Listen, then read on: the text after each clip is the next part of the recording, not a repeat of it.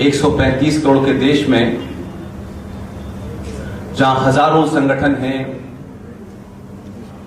हजारों पार्टियां हैं, हजारों से ज्यादा लाखों एनजीओज बनी हुई हैं,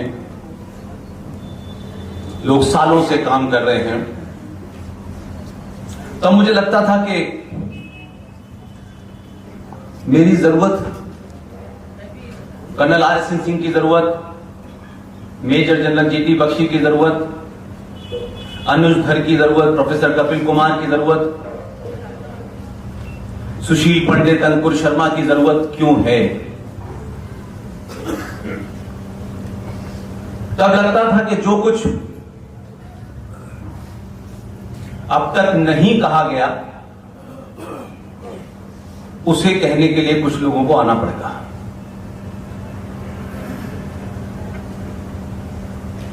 इन 7 सालों के सफर में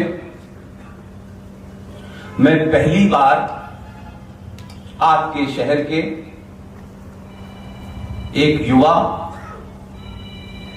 उत्साही युवा, जोशीले युवा रूबिल पांड्याल के बुलावे में पहली बार कुमायूं आया।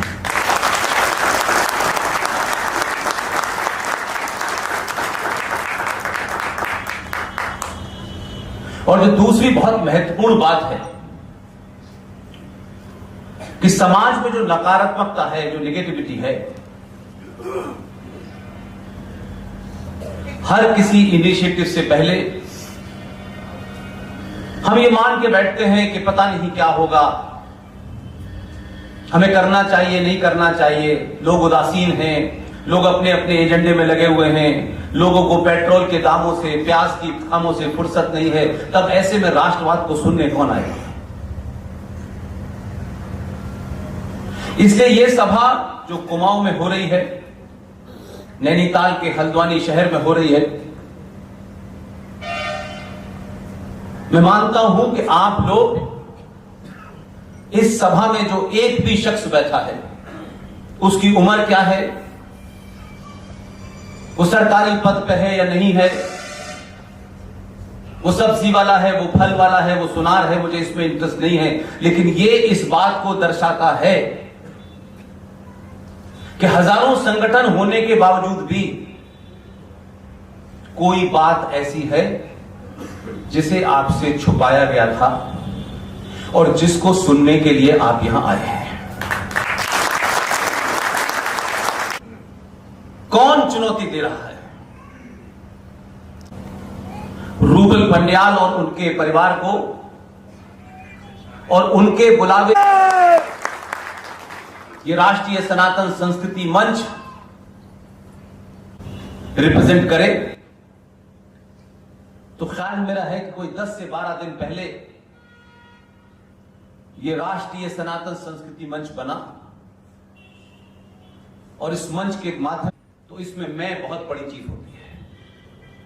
इसलिए मैं खुद कुछ नहीं हूं जब तक समाज में रूबिल जैसे लोग नहीं हैं। एक व्यक्ति कोई चीज सोचे और उसको धरातल पर उतार दे,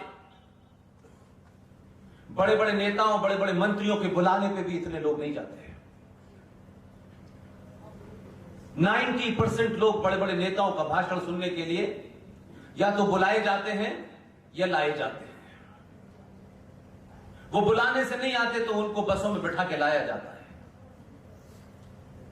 आप सब लोग प्रबुद्ध लोग हैं, गणमान्य व्यक्ति हैं, कोई ना कोई रोजगार, कोई ना कोई काम करते होंगे। एक 20 साल के, 25 साल के युवा के बुलाने पे आप यहां हैं, तो इसका मतलब है कि आपको उसकी उम्र में इंटरेस्ट नहीं है, उसके लक्ष्य में इंटरेस्ट है। क्योंकि हमारे समाज में यह बड़ा एक बैकड्रॉप है कि व्यक्ति के विचार सुनने से पहले व्यक्ति किस पद पे बैठा है, तब विचारों का मूल्यांकन करता है।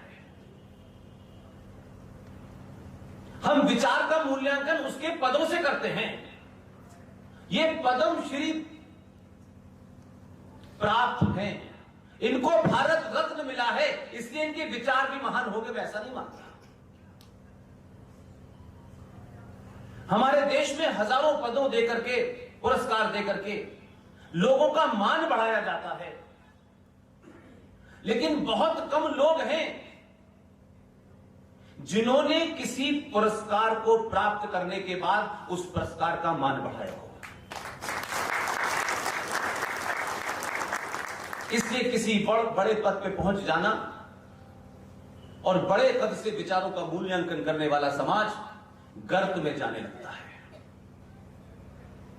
कोई भी अच्छी बात कह सकता है, उसकी उम्र क्या है, उसका रंग क्या है, उसकी जाति क्या है, यह महत्वपूर्ण नहीं होता। हम तमाम सारे लोग पिछले 70 सालों में इस बीमारी से ग्रस्त हो गए हैं। लिहाजा मैं समझता हूं कि यह एक नई सोच, नई पहल जो कुमाऊं में एक युवा ने की है, हमारे यहां आने का मकसद यह कतई नहीं है कि आप हजारों मालाएं मेरे ऊपर चढ़ाएं, ताली बजाएं। यह आपने अपनी भावनाओं का प्रदर्शन तो किया है, लेकिन मैं सिर्फ इसलिए आया हूं कि इस रीजन में आप रूबल पांड्याल जैसे लोगों को इतना समर्थन करें कि हर घर में एक पैदा हो जाए। और आज की युवा पीढ़ी को यह भरोसा हो कि जो राष्ट्र की चिंता के लिए ऐसे समारोह करता है, उसमें कहां कहां से लोग अपनी अपनी क्षमताओं के, योग्यताओं के हिसाब से योगदान करते हैं और चिल्लाते नहीं हैं, बताते नहीं हैं, और अखबार में फोटो देकर के नहीं बताते कि हमने इस प्रोग्राम में 20,000 रुपया दिया था, 30,000 रुपया दिया था। जब समाज इतनी खामोशी से काम करने लगे तो समझिए कि हम हजारों साल पुरानी खोई अपनी उस आदर, परंपरा और सम्मान की तरफ बढ़ने की कोशिश कर रहे हैं। इस सनातन संस्कृति मंच के संस्थापक, संयोजक जनाब रूबल पांड्याल साहब, इस मंच के माननीय अध्यक्ष जनाब हर्षित भगत जी, सचिव मनीष भट्ट जी, उप सचिव नितिन पांडे जी, आज के कार्यक्रम के संयोजक सत्यम धर्मवाल, दिव्यांशु जोशी, मुकुल अग्रवाल साहब, विकास जोशी, दर्शन बिष्ट, और हम सब के बीच में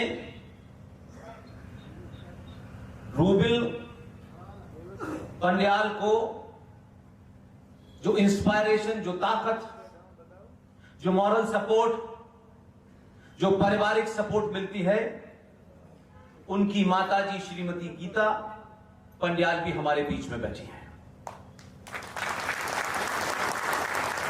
इसलिए आपके सामने एक बड़ी खबर है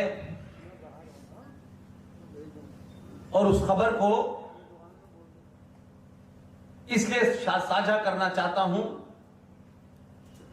कि आपने भले ये टॉपिक रखा हो कि उत्तराखंड देवभूमि के सामने आंतरिक चुनौतियां और उसका समाधान। किसी भी चीज के दो समाधान होते हैं, एक जो राज्य सत्ता है, जो स्टेट है, उसके अंदर आते हैं, उनके समाधान राज्य सत्ता खोजती है। एक समाधान समाज के पास होता है। यही स्थिति भारत में है। भारत के पूर्व और पश्चिम दोनों सीमाओं पर जितने भी ताकतवर देश हैं, भारत को उनसे कभी कोई चुनौती नहीं है। सबसे बड़ी चुनौती भारत के अंदर करोड़ों देशद्रोही गद्दारों से है, उन तमाम लोगों से है जिन्होंने अपने स्वार्थ को भारत राष्ट्र से ऊपर कर लिया है। और इस तथाकथित आजादी की डेट जिसके बारे में मैं बार बार कहता हूं, दुनिया के देश, उसके ऊपर किसने राज किया, किसने गुलाम बनाया, इससे कभी भी वो राष्ट्र कमजोर नहीं होता है। राष्ट्र इससे कमजोर होता है कि गुलामी से निकलने के बाद आप गुलामों का इतिहास पढ़ते हैं, इससे राष्ट्र कमजोर होता है। अंग्रेज आए चले गए, मुगल आए चले गए, पुर्तगालीज आए चले गए, ये उनके जाने के बाद हमें पढ़ाया क्या जा रहा है, हमारी आने वाली नस्ल पढ़ क्या रही है, और ये इसलिए पढ़ाया जा रहा है। तो किस दुनिया के डॉक्यूमेंट में लिखा हुआ है कि 15 अगस्त 1947 को भारत आजाद हुआ, और किसी भी समाज का जो उसका मोराल होता है, जो उसका सम्मान होता है, वो एक एक झूठ में रहना चाहती हैं, झूठ बोलना चाहती हैं और झूठ सुनने की आदी हो जाती है। इसलिए अगर किसी ने कह दिया तो हम उसको बिना सोचे समझे फॉलो करना शुरू कर देते हैं। और वो समाज, ये शिकायत किस होता हो, जिसकी तहजीब में डायलॉग होता हो, कितना भी जटिल विषय हो, वो समाज आज किसी ने कहा ये महान है, महात्मा है, तो एक जगह उसका तर्क यह है कि भगवान राम ने सीता की अग्नि परीक्षा क्यों ली, जिंदा होने की निशानी है। लेकिन वही समाज गांधी पे सवाल उठाता है, उनके किए कामों पे सवाल उठाता है, सीता पे, सब पे सवाल उठा सकते हैं, लेकिन गांधी जी पे बात करने से डरते क्यों हैं? भाषा की मर्यादा, शालीनता को ध्यान में रखते हुए आप कोई भी बात कह सकते हैं। इसलिए कि हमने 70 सालों में सत्ताओं के पीछे भागना और सत्ता पे बैठे हुए लोगों के चापलूसी करने के अलावा कुछ सीखा नहीं, और हम डरते हैं कि अगर हम सत्ता के किसी बात से दूसरी राय रखते हैं और अगर हम ये कहेंगे तो पता नहीं क्या अनर्थ हो जाएगा। कुछ अनर्थ नहीं होगा। सत्ता के खिलाफ बोलना, गाली देना, कुतर करना एक अलग विषय है, लेकिन जीवन जीने की प्रक्रिया में सत्ताओं के पीछे इतने पड़ जाना कि अपने आदर्शों को, परंपराओं को, संस्कृति को इसलिए भूल जाना कि कोई नाराज हो जाएगा। जिसको नाराज होना है वो कल हो जाए। आप सच बोलिए। मैं कोई आपको ऐसी नई बात नहीं बता रहा, कोई ऐसा तथ्य नहीं बता रहा कि जिसकी परिभाषा मैं आपको नहीं दे रहा हूं, लेकिन अपने आप से सवाल पूछना चाहिए। सरकारें हमारे परंपराओं की परिभाषा तय करती हैं। सरकारों के अधीन आने वाले इंस्टीट्यूशन हिंदुत्व की परिभाषा तय करते हैं। इस सरकार के अंदर आने वाले एक इंस्टीट्यूशन सबरीमला में जेंडर जस्टिस को तय करता है। मंदिर और मस्जिद पे भी तय करता है। आपकी आदर्श स्थिति जब थी, लेकिन आज आदर्श स्थिति नहीं। इसलिए मेरी परंपराओं को, मेरे आदर्श को, मेरी भावनाओं को, मेरे मंदिरों को, मेरे आस्था के केंद्र की परिभाषा अगर कोई कर सकता है तो सिर्फ शंकराचार्य कर सकता है, कोई और नहीं कर सकता। क्योंकि शंकराचार्य को इसी काम के लिए चुना है, देश चलाने के लिए नहीं चुना है।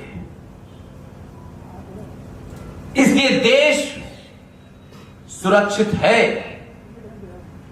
देश बहुत छोटी सी चीज है। हम देश को सब कुछ मान बैठे हैं और सत्ता में बैठी हुई ताकतवर लोगों को समझते हैं यही हमारे भाग्य विधाता हैं। जो कमजोर और कायर और लालची समाज होता है वो सत्ताओं के पीछे भागता है।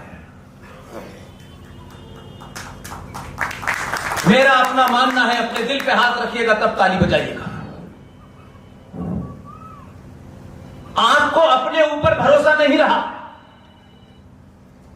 और यह शायद इसलिए नहीं रहा कि आप समझते हैं कि इस जीवन में सब कुछ मुझे वो मिलना चाहिए जो मैं चाहता हूं। हम जिस आदर्श शक्ति के ऊपर विश्वास रखते हैं और ये मानते हैं कि हम सबका एक ना एक दिन जाने का दिन तय निश्चित है, न उससे पहले न उसके बाद दुनिया की कोई ताकत आपको ऊपर नहीं ले जा सकती। चलते फिरते उठते बैठते हम ये कहते हैं, लेकिन जो कहते हैं उस पर विश्वास नहीं रखते। इसलिए जिंदा रहने के लिए हम हर दिन मरते हैं।